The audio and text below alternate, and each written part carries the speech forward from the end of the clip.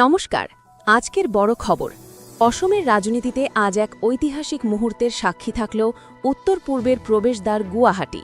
বিধানসভা নির্বাচনের দামামা বাজতেই গুয়াহাটির রাজপথে নামলেন বিজেপির চাণক্য তথা কেন্দ্রীয় স্বরাষ্ট্রমন্ত্রী অমিত শাহ।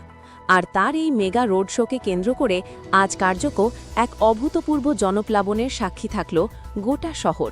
বিকেল গড়াতেই গেরুয়া ঝড়ে কাঁপল গুয়াহাটি। সাইকেল ফ্যাক্টরি মোড় থেকে লাল গণেশ পর্যন্ত প্রায় কয়েক কিলোমিটার দীর্ঘ এই যাত্রাপথে ছিল তিল ধারণের জায়গা। রাস্তার দুপাশে দাঁড়িয়ে থাকা হাজার হাজার মানুষ পুষ্পবৃষ্টি করে এবং জয় শ্রীরাম ধ্বনিতে কেন্দ্রীয় স্বরাষ্ট্রমন্ত্রীকে স্বাগত জানান।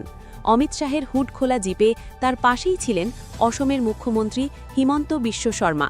দুই নেতার এই রসায়ন আজ রাজপথের উত্তাপ বাড়িয়ে দিয়েছে কয়েক গুণ। তবে কেবল স্লোগান নয়, আজকের এই রোড শো ছিল অসমের সংস্কৃতির এক মহা মিলন মেলা। রাস্তার প্রতি মোড়ে মোড়ে ঐতিহ্যবাহী বিহু নাচ এবং ঢোলের আওয়াজে এক উৎসব মুখর পরিবেশ তৈরি হয়েছিল। সাধারণ মানুষের আবেগ এতটাই বেশি ছিল যে অনেক জায়গায় নিরাপত্তা বেষ্টনী সামলাতে পুলিশকে রীতিমতো হিমশিম খেতে হয়। ড্রোনের মাধ্যমে সম্পূর্ণ রুটটির উপর কড়া নজরদারি রাখা হয়েছিল।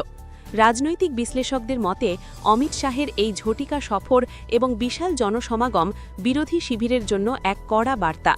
এই রোড শো প্রমাণ করে দিল যে উত্তর পূর্ব ভারতে বিজেপির শক্তিতে এখনও বিন্দুমাত্র ভাটা পড়েনি।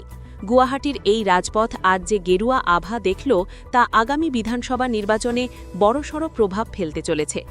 এই খবরের পরবর্তী সব আপডেট পেতে আমাদের সাথেই থাকুন। আজকের এই ভিডিওটি আপনার ভালো লাগলে অবশ্যই লাইক করুন এবং আপনার মতামত কমেন্ট করে জানান। উত্তর পূর্বের রাজনীতির সঠিক এবং দ্রুত খবরের জন্য ভিডিওটি বন্ধুদের সাথে শেয়ার করুন এবং আমাদের চ্যানেলটিকে এখনই সাবস্ক্রাইব করে বেল আইকনটি প্রেস করে দিন। ধন্যবাদ।